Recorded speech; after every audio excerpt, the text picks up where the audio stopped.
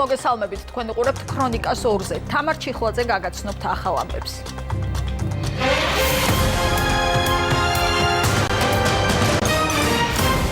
ჩვენ მთხოვეთ მთავრობას გაეწვია კანონ პროექტი, პატრიარქის ქადაგება რამდენიმე წუთში. შვეიცარიელი ქალები დისკრიმინაციის წინააღმდეგ ქუჩაში გამოვიდნენ.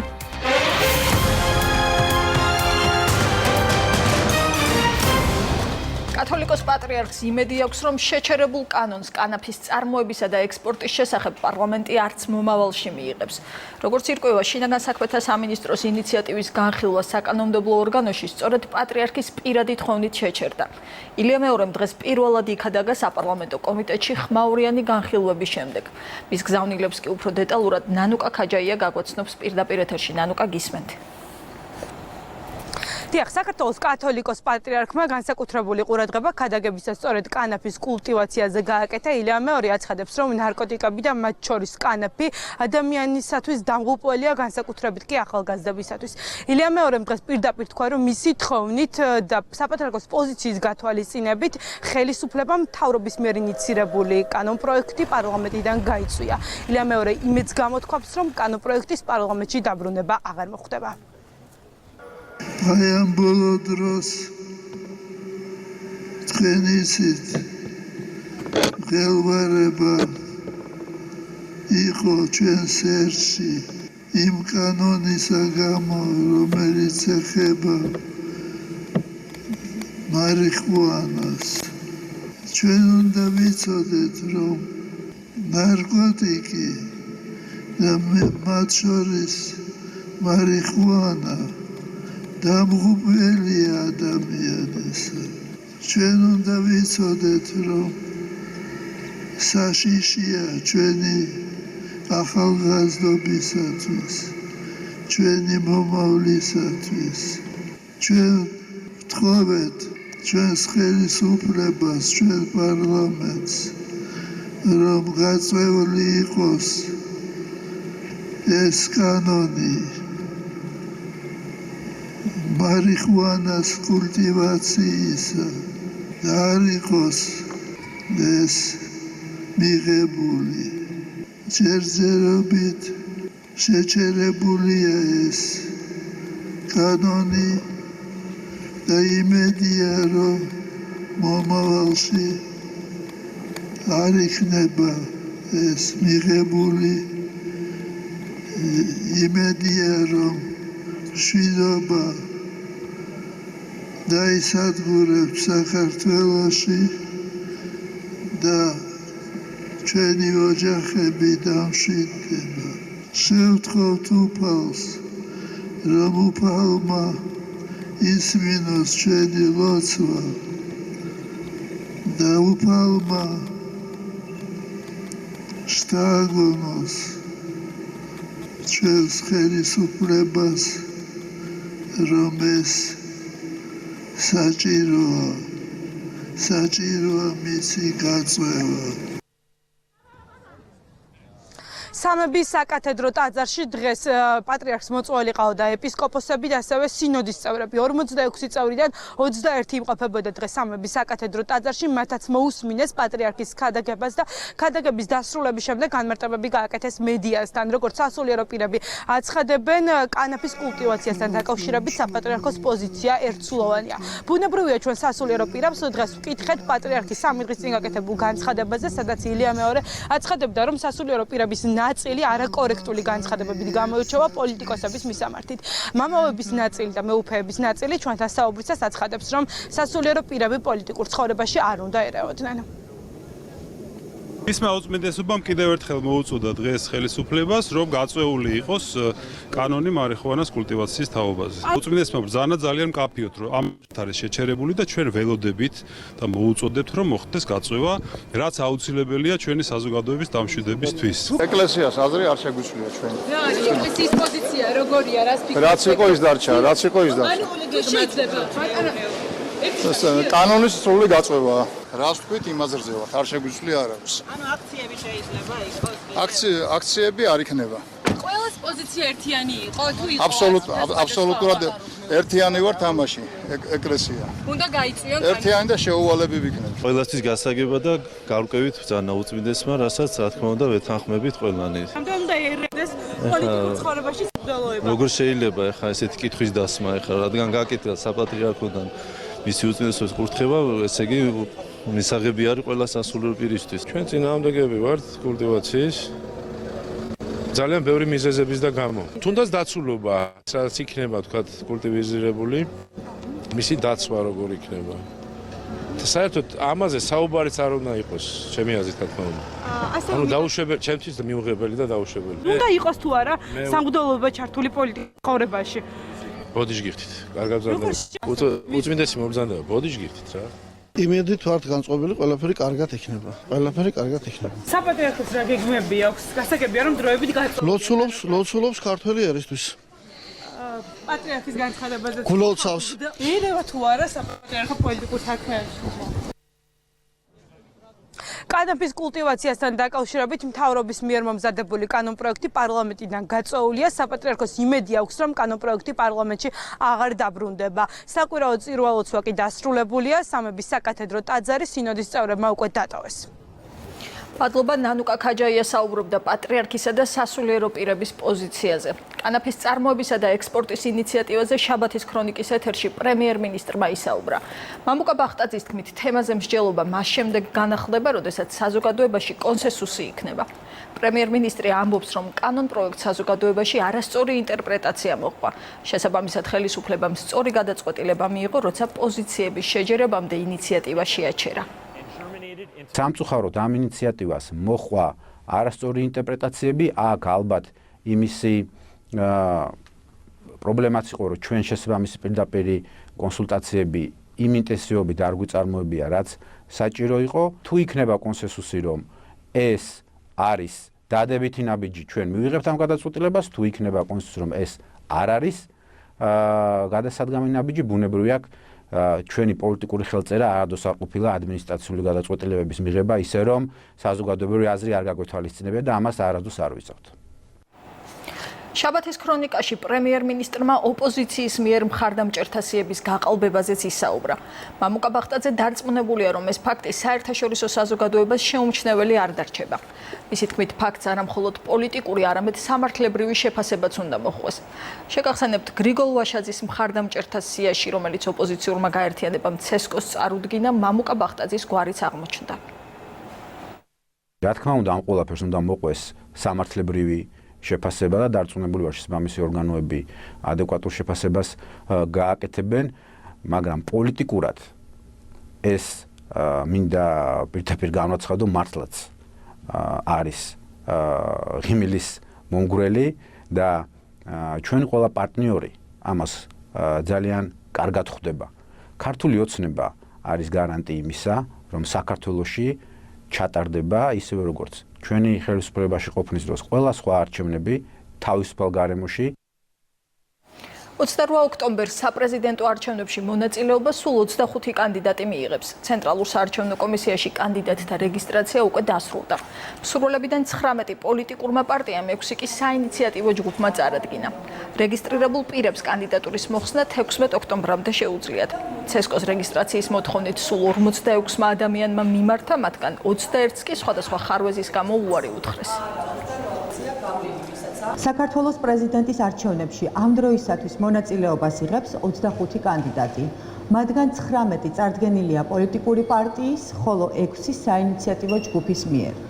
კანონმდებლობის თანახმად რეგისტრირებულ საპრეზიდენტო კანდიდატს არჩევნებამდე არ აუგვიანეს მე-12 დღისა, რაც არის 16 ოქტომბრის ჩათვლით, აქვს უფლება წერილობითი განცხადებით მომართოს ცესკოს და მოხსნა საკუთარი კანდიდატურა.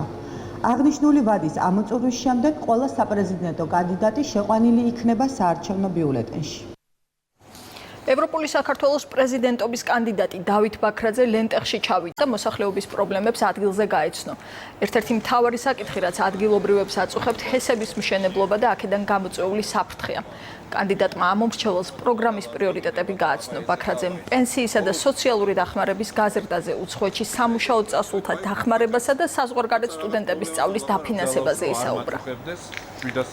არაფერი არ არის დღევანდელი პენსია და ძალიან კარგი იქნება რომ 50 ლარს რო ამბობს პენსიონერის ის ძალიან კარგია პატარა წამალს მე თვითონ ავატყოფიკაცი ვარ და 50 ლარი ახლა ჩემთვის ერთ თვეში რაღაც წამალს ვიყიდი და შეიძლება დაიცის თქმის არ იყოს ახლა გერბეძა და შეიძლება იმ ერთმა წამალმა გადამარჩინოს არა და ხალხი ვერ ყიდულობთ ამას ქვეყანას სჭირდება ნამდვილად და ხალხს სჭირდება პრეზიდენტი, რომელიც იქნება ხალხთან ერთად, რომელიც იქნება ხალხის ხმა და რომელიც დაეხმარება ხალხს ყველა იმ პრობლემის მოგვარებაში, ყველა იმ მოსაზრების გათვალისწინებაში, რაც მათთვის არის მნიშვნელოვანი. ეს შეეხება ეკონომიკასაც, ეს შეეხება დასაქმებასაც, ეკოლოგიასაც, ძალიან ბევრ სხვა სფეროს, იმიტომ რომ შეიძლება პრეზიდენტს რაიმე ფორმალურად არ ეხებოდეს კანონით, მაგრამ არ შეიძლება პრეზიდენტს არ ეხებოდეს პრობლემები და გაჭირვება, რომელიც მის ხალხს აწუხებს ამ ქვეყანაში.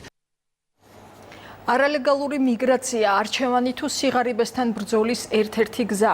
რა პრობლემები ხვდებათ იმ ადამიანებს, რომლებიც საკუთარი ქვეყნის საზღვრებს გარეთ უკეთეს ცხოვრებას ეძებენ. არა მხოლოდ საქართველოსთვის, სხვა ევროპული ქვეყნებისთვისაც ერთ-ერთ უმწვავეს თემაზე დღეს იმედის კვირაში გიამბობენ. რეპორტაჟიდან შეიტყობთ იმ ლეგალური გზების შესახებაც, რომლებსაც სახელმწიფო მოქალაქეებს შრომითი მიგრაციისთვის თავაზობს.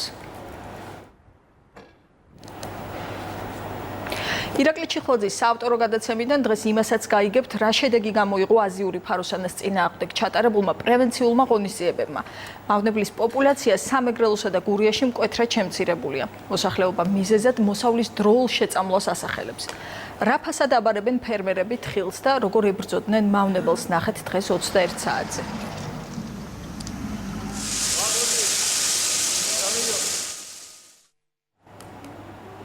სოფელ ვარდისუბნის საქონლის ბაზარში დაპირისპირება მოხდა, რა დროსაც ერთი ადამიანი კისრის არეში მსუბუქად დაიჭრა. არსებული ინფორმაციით თავდამსხმელთა 6-კაციანი ჯგუფის სხვადასხვა ხელნაკეთი ნივთების გამოყენებით ფიზიკურად გაუსწორდა 4 ადამიანს. ინციდენტისას დაზარალებულებიდან ერთ-ერთს, როგორც თვითმხილველები ამბობენ, იარაღი გაუვარდა, რა დროსაც არასრულწლოვანი მსუბუქად დაშავდა. დაზარალებულები თელავის რეფერალური საავადმყოფოდან ხელწერილი საფუძველზე უკვე გაწერეს. ამ წუთებში კი ინციდენტის მონაწილეებს სამართალდამცველები კითხავენ. კონფლიქტის ავარაუდოდ მიწის ნაკვეთს უკავშირდება, რის გამოც სოფელ ვარდისუბნის მაცხოვრებლები სოფელ ყარაჯალის მემკვიდრებს ედავებიან. კონფლიქტი დაიწყო რამოდენიმე დღით ადრე. ეს იყო წარმოშობილი მიწის ნაკვეთთან დაკავშირებული დავა, როდესაც საუბარი იყო წვრილფეხა პირუტყვის მიერ გარკვეული ტერიტორიის დაზიანებაზე. სწორედ ეს იყო მიზეზი კონფლიქტის განმეორების, რომელიც მოხდა უკვე დღეს დილით ვარდისუბნის საქონლის ბაზრობაზე და მოქალაქეებს შორის მოხდა ფიზიკური დაპირისპირება, რის შედეგადაც დაზარალდა 4 ადამიანი. დაზარალებულთა განმარტებით მოხდა გასროლა. თუმცა ამ ეტაპისთვის ჩემთვის არ არის მტკიცებულებები იმის შესახებ ცნობილი, არსებობს თუ არა მიღებული მასრა, ან და კონკრეტულად მატერიალურად იარაღი. ცნობილი კვლევითი პორტალის ნუმბეოს მონაცემებით 2018 წელს საქართველოს უსაფრთხოების ინდექსი 2 საფეხურით გაუმჯობესდა. მსოფლიოს 125 ქვეყანას შორის საქართველო მეხუთეა. 2018 წელს გასულ წელთან შედარებით დანაშაულისა და უსაფრთხოების ინდექსის უკეთესი მაჩვენებელი აქვს თბილისსაც. დედაქალაქმა მე-19 პოზიციიდან მე-16 ადგილზე გადმოინაცვლა. ნუმბეო მსოფლიოში ერთ-ერთი უდიდესი მონაცემთა ბაზაა, რომელიც მომხმარებელთა ინფორმაციაზე დაყრდნობით აფასებს დანაშაულისა და უსაფრთხოების კუთხით არსებულ ვითარებას. სამართალდამცველებმა ხულოში ეკლესიებისა და მეჩეთის გაქურდვის ფაქტები გახსნეს. ერთი ადამიანი ეკლესიების გაქურდვის ბრალდებით, მეორე კი მეჩეთის გაქურდვის ფაქტზე დააკავეს. გამოძიებამ დაადგინა, რომ მამაკაცი ხულოში მდებარე ყოვლადწმინდა ღვთისმშობლის ხარების და წმინდა ანდრია პირველწოდებულის ეკლესიებში ფანჯრიდან შედიოდა და ფულს შესაწირავის ყუთებიდან იპარავდა. პოლიციამ სოფელ ბეღლეთში არსებული მეჩეთიდან თანხისა და ნოუთბუქის მოპარვის ფაქტიც გახსნა და ბრალი კიდევ ერთ ადამიანს წარუდგინა. ორივე 3-დან 5 წლამდე პატიმრობა ემუქრება. სამართალდამცველებმა ახალციხეში მომხდარი ყაჩაღობისთვის ერთი ადამიანი დააკავეს. გამოძიებით დადგინდა, რომ 10 აგვისტოს ახალციხეში ქეთევან დედოფლის ქუჩაზე მცხოვრებ მამაკაც უცნობმა პირებმა მისავე საცხოვრებელ სახლში ფიზიკური შეურაცხყოფა მიაყენეს და ფულიც გასტაცეს. ერთი მათგანი დაკავებულია, მისი თანამზრახველის იდენტიფიცირებისთვის კი საგამოძიებო ქმედებები მიმდინარეობს. დაკავებულს 8-დან 12 წლამდე პატიმრობა ემუქრება. სენაკის მუნიციპალიტეტში გაზიფიცირების სამუშაო გრძელდება. მიმდინარე წელს ბუნებრივი აირით კიდევ 2182 ოჯახი ისარგებლებს. როგორც სენაკის მაჟორიტარმა დეპუტატმა ირაკლი ბერაიამ განაცხადა, მომდევნო წელს რამდენიმე დასახლების გაზიფიცირებაც იგეგმება, მათ შორის სამხედრო დასახლების და იმ ბინების, სადაც იზოლებით გადაადგილებული პირები ცხოვრობენ. არ მქონია ბუნებრივი გაზი, ვყიდულობდით შემოდის სოფელში გაზი და იმას ვყიდულობდა, იმით ვსარგებლობდა. რაც მალე შემოგვივა გაზი, მით უფრო ყმაყოფილი დავრჩებით. სენაკის მუნიციპალიტეტში მიმდინარეობს 6 სოფლის გაზიფიცირება, ესენია მეორე ნოსური, გეჯეთი, ძველი სენაკი, ზედა და ქვედა სორტა და ნოქალაქევი. დასამონტაჟებელი ქსელის ჯამური სიგრძე არის 106 კილომეტრი. პროექტის ღირებულება 5.800.000 ლარზე მეტი და შედეგად უახლოეს მომავალში 2182 ოჯახი მიიღებს ბუნებრივ აირს. კახეთის რეგიონში რთველი აქტიურად მიმდინარეობს. ყურძნის მოსავლის დაბინავების პროცესს მინისტრი ლევან დავითაშვილი გაეცნო. კოოპერატივი, რომელიც 29 მევენახეს აერთიანებს, 2017 წელს სახელმწიფო პროგრამაში ჩაერთო და ყურძნის გადამამუშავებელი საწარმო მოაწყო. წელს ადგილზე 120 ტონა ყურძნის გადამუშავება იგეგმება. წარმოებულ ღვინოს კი ექსპორტზე ბელარუსის რესპუბლიკაში გაიტანენ. მინისტრი ყვარლის რაიონის სოფელ შილდაში თორნიკე ჩუბინიძის ღვინის მარანსაც ესტუმრა, საიდანაც ღვინო ექსპორტზე 4 ქვეყანაში გადის. ლევან დავითაშვილი ასევე გაეცნო ყვარლის რაიონის სოფელ სანავარდოში კომპანია ასკანელების ახლად გახსნილი საწარმოს მუშაობასაც. წელს განსაკუთრებით წარმატებულად მიდის თველი იმის გამო, რომ სუბსიდიის გარეშე მოთხოვნა საკმაოდ დიდია. ჩვენ მოვინახულეთ რამდენიმე მნიშვნელოვანი საწარმო, როგორც დიდი მსხვილი ინდუსტრიული კომპანიები, ისე კოოპერატიული საწარმოები, რომელიც ჩვენი დახმარებით შარშან შეიქმნა და დღეს უკვე წარმატებით მუშაობენ და ძალიან პატარა მარნები ქვევრის ღვინის დაყენებაში, რომლებიც უკვე დაოსტატდნენ და თავიანთ ღვინოს რამდენიმე ქვეყანაში აგზავნიან ექსპორტზე. თველი გვაქვს გავაზის მევენახეთა კოოპერატივში. ჩვენს კოოპერატივში გაწევრიანებულია 29 წევრი, 29 მევენახე ფერმერი. შარშან გადავამუშავეთ დაახლოებით 70 ტონა ყურძენი საკუთარი ვენახებში მოწეული. წელს უკვე ვგეგმავთ 120 ტონის გადამუშავებას. 2016 წლის ზაფხულში დავიწყეთ ჩვენი მცირე მარნის მშენებლობა შეღავათიანი აგროსესხის დახმარებით. 90% სწორედ ამ სესხის მეშვეობით მოხდა აღნიშნული მარნის მშენებლობა. ზუგდიდის რაიონში თხილის გამრჩევი და საშრობ სასაწყობო საწარმო გაიხსნა. შპს მეგრული თხილის საწარმო სოფელ დარჩელში მდებარეობს და აქ წლიურად 1000 ტონა თხილის გარჩევა, გაშრობა და დასაწყობებაა შესაძლებელი. ადგილზე 16 ადამიანია დასაქმებული. კომპანია ერთიანი აგროპროექტის ფარგლებში გაიხსნა. შპს მეგრულმა თხილმა ერთიანი აგროპროექტის ფარგლებში მოიპოვა საგრანდო დაფინანსება თითქმის 350,000 ლარი, ასევე მან ისარგებლა შეღავათიანი აგროკრედიტით და შეღავათიანი აგროკრედიტის პროექტის ფარგლებში მიიღო დაფინანსება 116,000 ლარის მოცულობით. საწარმოში დასაქმებული არის 16 ადგილობრივი მოსახლე. აღნიშნული საწარმო გადაამუშავებს წელიწადში 1000 ტონა თხილს, რომელიც დასაწყობდება სპეციალურად აშენებულ იზოლირებულ ოთახში დასაწყობდება, 500-მდე ფერმერს მოემსახურება. ზუგდიდის წყალმომარაგების სისტემის მშენებლობისთვის 95 მილიონი ლარამდე დაიხარჯება. პროექტის ფინანსური მხარდამჭერი აზიის განვითარების ბანკია. ქალაქის სარეაბილიტაციო სამუშაოების 80% უკვე დასრულებულია. ზუგდიდში წყალმომარაგების ცენტრალიზებული სისტემა დღემდე არ არსებობდა. ვიცით, რომ არის გარკვეული პრობლემები და გამომდინარე აქედან ვცდილობ გავაუმჯობესოთ ხარისხი, რაც შეიძლება დროულად დავასრულოთ სამუშაოები და რაც შეიძლება კარგად შევასრულოთ ეს ყველაფერი, რაც არის დაგეგმილი. ეს იქნება, ასე ვთქვათ, პირველი ქალაქი საქართველოში, რომელსაც მთლიანი ინფრასტრუქტურული წყლის პროექტი ექნება დასრულებული. ეს არის წყლის მომარაგების ახალი სისტემა, რომელიც კეთდება ზუგდიდისთვის. ვარ ძალიან ბედნიერი, რადგან ვხედავ, რომ ყველაფერი კარგად მიდის. პროექტი 2 წელზე მეტია დაიწყო და 1 წელიწადში უნდა დასრულდეს. რის შემდეგაც ზუგდიდის მოსახლეობას 24 საათის განმავლობაში წყალმომარაგება იქნება. სრულდება თუ არა ის საერთაშორისო ვალდებულებები, რაც პოლიტიკაში ქალთა და მამაკაცთა თანასწორობას გულისხმობს. თემაზე ადგილობრივ თვითმმართველობათა ეროვნული ასოციაციის გენდერული თანასწორობის პლატფორმაზე იმსჯელეს. საკოორდინაციო საბჭომ პირველი სხდომა გამართა. მისი მიზანია გენდერული თანასწორობას 64-ვე მუნიციპალიტეტში შეუწყოს ხელი. ჩვენ 64-ვე მუნიციპალიტეტში, საქართველოს ყველა რეგიონში დავიწყოთ აქტიური მუშაობა, რაც მიგვიყვანს იმასთან, რომ საბოლოოდ ქალთა გაძლიერების შედეგად ჩვენ მივიღოთ უფრო ძლიერი ეკონომიკა, მდგრადი ეკონომიკა, მთელი რიგი ახალი ინიციატივებისა და პროგრამებისა, რომელიც ხელს შეუწყობს მუნიციპალური ეკონომიკის განათლების, ჯანდაცვის, სოციალური კუთხით ჩვენი რეგიონების ადგილებზე გაძლიერებას. უცხოეთის ახალი ამბებით განუგრძობთ გამოშვებას. ირანში სამხედრო აღლუმზე მომხდარ თავდასხმაზე პასუხისმგებლობა ისლამურმა სახელმწიფომ აიღო. ცნობას ტერორისტული დაჯგუფების მიერ კონტროლირებადი საინფორმაციო სააგენტო ამაქი ავრცელებს. თეირანის ოფიციალური პირები ხელს შეერთებული შტატებისკენ იშვერენ. ირანის საგარეო საქმეთა მინისტრის მუჰამედ ჯავად ზარიფის განცხადებით აღლუმზე თავდასხმა ამერიკელი ინსტრუქტორების ხელშეწყობით განხორციელდა. ბოლო მონაცემებით ტერაქტისას დაღუპულთა რიცხვი 29-მდე გაიზარდა, დაშავებული კი 50-ზე მეტია.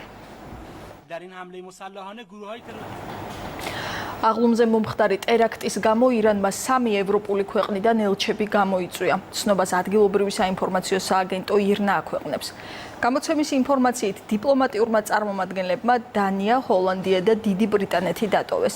თეირანის მტკიცებით ამ ქვეყნების ხელისუფლება იმ ადამიანების დაკავებას არ აპირებს, რომლებსაც ირანი ტერორისტებად მიიჩნევს. ტანზანიაში ვიქტორიას ტბაში მომხდარი კატასტროფის ადგილზე მაშველებმა ორდღიანი ოპერაციის შემდეგ ცოცხლად გადარჩენილ მგზავრს მიაგნეს. ის კრიტიკულ მდგომარეობაშია. მგზავრი 2 დღის განმავლობაში ბორანზე ერთ-ერთ ოთახში იმყოფებოდა. ვიქტორიას ტბაზე ბორანმა კატასტროფა 20 სექტემბერს განიცადა. ის 100 ტურისტზე იყო გათვლილი, შემთხვევისას კი ბორტზე 400-ზე მეტი ადამიანი იმყოფებოდა, რის გამოც ბორანი გადაყირავდა. ტრაგედიის ადგილზე სამაშველო ოპერაცია ამ დრომდე გრძელდება. ბოლო მონაცემებით დაღუპულია 170-მდე ადამიანი. გადაუღებელმა წვიმამ და წყალდიდობამ მექსიკაში 170,000 ადამიანი დააზარალა. სტიქიამ 4 ადამიანი იმსხვერპლა, მათ შორის ერთი მცირეწლოვანი ბავშვი. კიდევ 3 ადამიანი უგზო-უკლოდ დაკარგულად მიიჩნევა. რეგიონში საგანგებო მდგომარეობაა გამოცხადებული. ქალი, რომელიც შეერთებული შტატების უზენაესი მოსამართლეობის კანდიდატს ბრეტ კავანოს სექსუალურ ძალადობაში ადანაშაულებს, კონგრესის წინაშე ჩვენების მიცემას დათანხმდა. მოსმენა მომავალ კვირასაა დანიშნული. პროცესს თავად კავანოც დაესწრება და მას თავის მართლების საშუალება ექნება. საქმე ქრისტინ ლეიზი ფორდს ეხება, რომელიც ამტკიცებს, რომ ის ჯერ კიდევ მოზარდი იყო, როდესაც კავანომ საწოლზე დააბადა, მისთვის ტანსაცმლის შემოხევას ცდილობდა. კავანო ბლეიზის ბრალდებას უარყოფს, მის უდანაშაულობაში შეერთებული შტატების პრეზიდენტიც დარწმუნებულია. ბრიტანული Sunday Times-ის ცნობით, პრემიერ-მინისტრ თერეზა მეის თანაშემწეები ვადამდელი საპარლამენტო არჩევნებისთვის საიდუმლოდ ემზადებიან. გამოცემის ვერსიით ეს შესაძლოა ნოემბრისთვის მოხდეს. არჩევნები კი იმ შემთხვევაში ჩატარდება, თუ ლონდონსა და ბრიუსელს შორის ბრექსიტთან დაკავშირებული მოლაპარაკებები ჩავარდება. საფრანგეთის ყოფილი პრემიერი მანუელ ვალსი ბარსელონის მერობისთვის იბრძოლებს. ცნობას ამის შესახებ გამოცემა ექსპერი ავრცელებს. წარმოშობით ესპანელი პოლიტიკოსი კანდიდატურის ოფიციალურად წარდგენას 25 სექტემბერს გეგმავს. მანამდე კი შეტყობინება ვალსის საარჩევნო ჯგუფმა მედიას გაუგზავნა. ადგილობრივი არჩევნები კატალონიაში 2019 წლის მაისშია დაგეგმილი. შვეიცარიელი ქალები დისკრიმინაციის წინააღმდეგ ქუჩაში გამოვიდნენ. ათასობით დემონსტრანტმა საპროტესტო აქცია თანასწორობის მოთხოვნით ბერნის ცენტრალურ ქუჩაზე გამართა. ისინი ამტკიცებენ, რომ დამსაქმებლები უპირატესობას მამაკაცებს ანიჭებენ, დასაქმებულ ქალებს კი მათზე ნაკლებ ხელფასს უხდიან.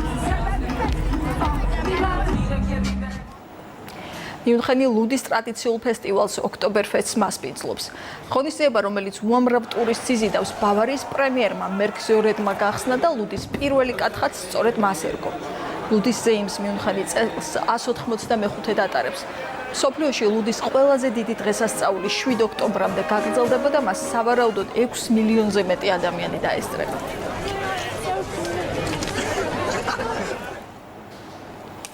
ხოაკინ ფენიქსი ჯოკერის როლში. ინტერნეტში პირველი ვიდეო რგოლი გავრცელდა. სარეკლამო ვიდეოს ინსტაგრამის გვერდზე ფილმის რეჟისორი ტოდ ფილიპსი ავრცელებს. სურათი, რომელსაც სახელად ჯოკერი ერქმევა, ეკრანებზე 2019 წელს უნდა გამოვიდეს. ის წარუმატებელ და საზოგადოებისგან უარყოფილ კომიკოსზე მოგვითხრობს, რომელიც დანაშაულის წინააღმდეგ იბრძვის. ფილმის სიუჟეტის სხვა დეტალები ჯერ ისევ საიდუმლოა. ცნობილია მხოლოდ ის, რომ მოქმედება გამოგონილ ქალაქ გოთემში გასული საუკუნის 80-იან წლებში ხდება. და კვლავ საქართველოს დღეს ბათუმში 43-მე საჭადრაკო ოლიმპიადა ოფიციალურად გაიხსნება. უდიდეს სპორტულ ფორუმში 185 ქვეყნის 4000-მდე მოჭადრაკე გამოვა. საქართველოს ნაკრები ქალთა და ვაჟთა გუნდებით იქნება წარმოდგენილი. ბათუმის საჭადრაკო ოლიმპიადა დღეს ბლექსი არენაზე 21 საათზე გაიხსნება.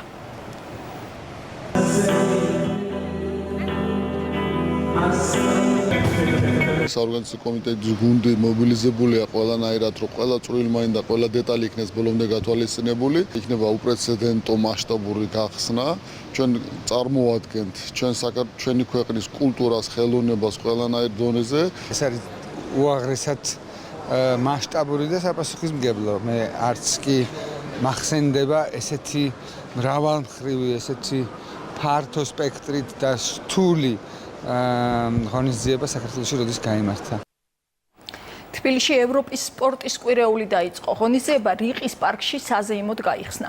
კვირეულის ფარგლებში თბილისსა და ქვეყნის 50-მდე მუნიციპალიტეტში სპორტული აქტივობები გაიმართება. სპორტის კვირეული ტრადიციულად ევროკავშირის ქვეყნებში იმართება, თუმცა წელს მას სპეციალურად შერჩეული ევროკავშირის არაწევრი რამდენიმე ქვეყანაც შეუერთდა. ღონისძიებაში ევროპის მასშტაბით 9 მილიონზე მეტი ადამიანი მიიღებს მონაწილეობას. საქართველოს წელს პირველად ჩაერთო, მაგრამ ვფიქრობ, რომ ჩავერთებით ნამდვილად ღირსეულად ჩვენ სპორტში არ გვაქვს არანაირი ხარვეზი, გამოცდილება ბევრი გვაქვს და იმედი მაქვს, რომ ევროპას გავაკვირდით ჩვენი აქტიურობით. მინდა მოვუწოდო ყველას, რომ აქტიურად ჩაერთონ ფიზიკურ აქტივობებში, მით უფრო რომ მთელი ქვეყნის მასშტაბით პროგრამა, ერთკვირიანი პროგრამა სპორტული ღონისძიებების არის ძალიან მრავალფეროვანი და მე დარწმუნებული ვარ, რომ ნებისმიერი ადამიანი თავისი ფიზიკური მომზადების მიხედვით, ასაკის მიხედვით იპოვის იმ საინტერესო ღონისძიებას, რომელშიც ჩართვას შეძლებს. კახეთი კი ჯაზისა და ღვინის ფესტივალს მასპინძლობს. ლოპოტას ტბაზე ფესტივალი უკვე მეორედ ტარდება და 2 დღეა მიმდინარეობს. საფესტივალო სცენაზე კონცერტი ცნობილმა ამერიკელმა მომღერალმა, ლეგენდარული მაიკლ ჯექსონის ბექ ვოკალისტმა ჯუდით ჰილმა გამართა. კონცერტის საათზე მეტხანს გაგრძელდა, მსმენელმა მომღერალი ბისზე არაერთხელ გამოიხმო. ფესტივალი Jazz and Wine, რომელიც კახეთში ჩექინ ჯორჯიას ფარგლებში იმართება, დღეს დაიხურება.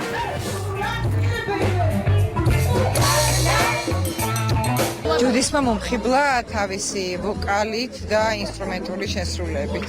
ძალიან ძვირფასი იყო. სინთეზი ყველაფრის, რომ ბუნება, ესეთი მუსიკა, გარემო, ეს იყო ნამდვილად დაუვიწყარი.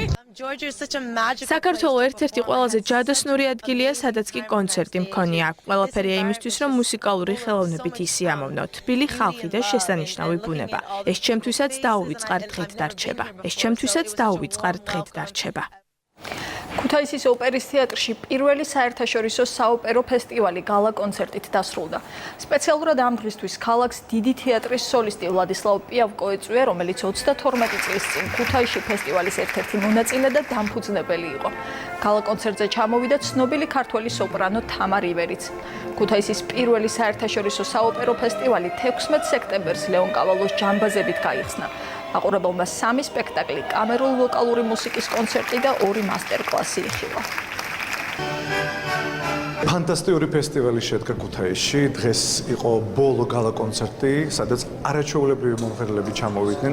უამრავი სტუმარი, უამრავი გულშემატკივარი, ჩვენი ქალაქის მაყურებელი ძალიან დიდი ინტერესით იყო განწყობილი ამ ფესტივალთან დაკავშირებით. უკვე გალა კონცერტზე არ იყო არც ერთი ბილეთი დღეს. ეს არის ძალიან დიდი ბედნიერება და ეს ამბობს იმას, რომ ჩვენი ფესტივალი აუცილებლად გაგრძელდება.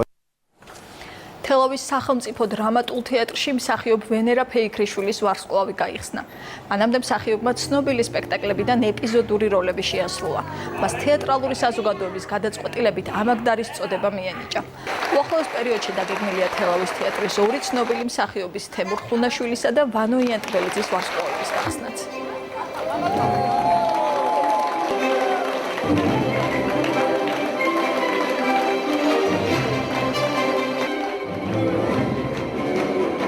პირველი ვარსკვლავი ახლა როგორც აღმოჩნდა მე აღმოჩნდი, მაგრამ ჩემს გვერდით სულ ვარსკვლავები არიან და ამიტომ ძალიან მალე სხვა სიხარულიც გელოდებათ.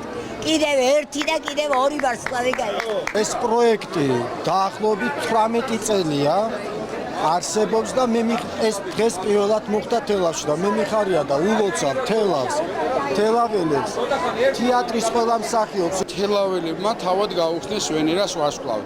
აქ 8 წელზე ლაპარაკი უკვე გამართულია, ნათელია. ძალიან ბედნიერი ვარ, რომ რა თქმა უნდა, ჩვენ აუცილებლად 25 ოქტომბერს ბატონი თემურ ხუნაშვილის ვარსკვლავი გაიხსნება. კანადური კინემატოგრაფიის დღეებით გაიხსნა სეზონი ეროვნული არქივის კინოთეატრში. რეტროსპექტივა მხატვრული, დოკუმენტური და ანიმაციური ფილმების 4 სეანსისგან შედგება.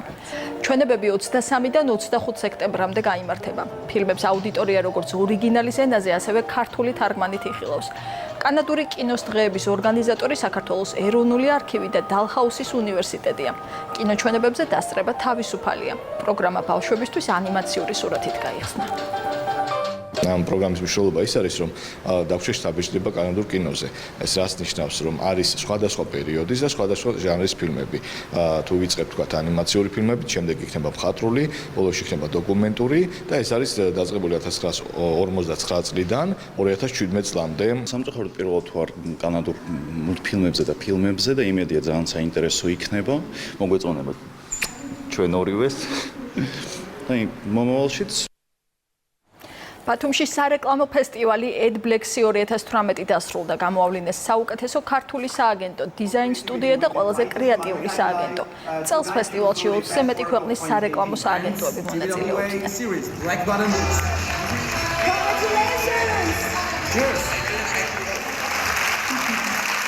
წლიდან წლამდე იზრდება ამ დაინტერესებული ხალხის რაოდენობა.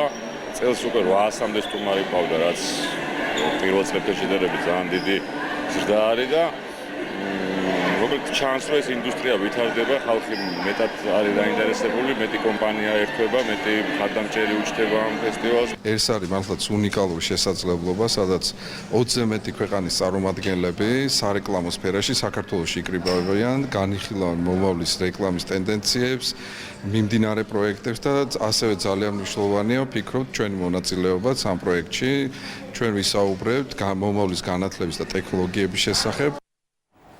ბათუმში სოკარის კორპორაციული სოციალური პასუხისმგებლობის პლატფორმის პრეზენტაცია გაიმართა. ახალი პლატფორმა, რომელიც დღეს მედიას კომპანიის დირექტორმა გააცნო, 5 სტანდარტს მოიცავს: გარემოს დაცვას, ახალგაზრდების შეზღუდული შესაძლებლობის მქონე პირებისა და ხანდაზმულების მხარდაჭერას, უსაფრთხოებას და ქალთა გაძლიერებას. ჩვენ დღეს გავაკეთეთ ჩვენი კორპორატიული სოციალური პასუხისმგებლობის სტრატეგიის პრეზენტაცია. მომხმარებელი არის იგივე საზოგადოების ნაწილი, ჩვენც ვართ ამ საზოგადოების ნაწილი და შესაბამისად ნებისმიერი კომპანია იქნება თუ ადამიანი იქნება, მათი ყოველდღიურობა თუ ყოველდღიურობისას თუ ფიქრობთ ჩვენ სოციალურ პასუხისმგებლობაზე, ეს ჯამში საზოგადოების ეცილდღეობას აუმჯობესებს.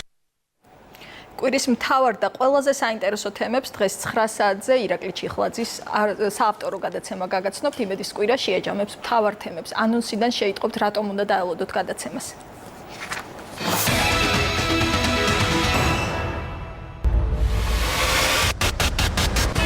პოლიტიკური ქადაგებები ამბიონიდან. ანუ ეწინააღმდეგებით მის პრეზიდენტობას? ზოგიერთი ღვთისმსახურის განცხადებებმა პატრიარქი აიძულა ეთქვა, რომ ეკლესია პოლიტიკურად ნეიტრალურია. ჩემი მამაა და მე უჯერებ უწმინდეს. რელიგიამ პოლიტიკა გადაკვეთა. მე პოლიტიკოსი არა ვარ და არავის კამე არ მაინტერესებს რომ დავიკავო. ვის ვებრძოლო? მთავრობას ვებრძოლო, ჩემ ხალხს ვებრძოლო, ქართველებს ვებრძოლო. უნდა მონაწილეობდნენ თუ არა სასულიერო პირები წინა საარჩევნო აგიტაციაში. ჩვენ არ ვაკეთებთ პოლიტიკურ განცხადებებს, თუმცა როგორც ადამიანებს ჩვენი პირადი შეხედულებები გვაქვს. კვირას 9 საათზე ვის გულისხმობდა პატრიარქი, რომელსაც მაღალი იერარქიის სასულიერო პირები ლოცვის ნაცვლად პოლიტიკურ ქადაგებას ასმენინებენ. მერტმა დაგლოცოთ. პოლიტიკური თაღლითობა ხმებისთვის. რამდენი თვის წინ გარდაიცვალა? როგორ მოხდა საქართველოს პრემიერის, გარდაცვლილი მოქალაქის და ემიგრაციაში მყოფი პირის ხელმოწერა გრიგოლ ვაშაძის მხარდამჭერთა სიაში. 4 წელია ქალი არ არის საქართველოში. 2 თვის წინ როგორ მოეწერა? პროკურატურაში CSKA-ს თანამშრომლები დაიბარეს. ბახტაძე თავის დროზე რაც მოძრაობის ერთ-ერთი შემომწირველი იყო. მსგავსება, უპასუხისმგებლობა სიტყვების კი არ ყოფნის, რომ ამას ამის სახელი დავარქვა. იმედის ექსკლუზივი სკანდალი, რომელიც ქრონიკაში გამოქვეყნებულ დოკუმენტებს მოჰყვა, ისევ გრძელდება. ფაროსანასგან დაცული მოსავალი. მას ვერ გაახელდი. იმდენი იყო. წელსაც იყო, მაგრამ დაწყების დროს, მაგრამ როცა მოწამლეს, აი მავნებლის პოპულაცია შემცირდა. ჭამს. ო, ჭამს. იქნი რაღაცა ჭამს ახლა აშავებს. ფაროსანასთან მებრძოლები დღეს 9 საათზე. დაალოდეთ იმედის კვირას, წაიკითხეთ ახალი ამბები ვრცლად იმედი News-ზე. ქრონიკა კი პირდაპირ ეთერში 5 საათზე დაბრუნდება. დროებით.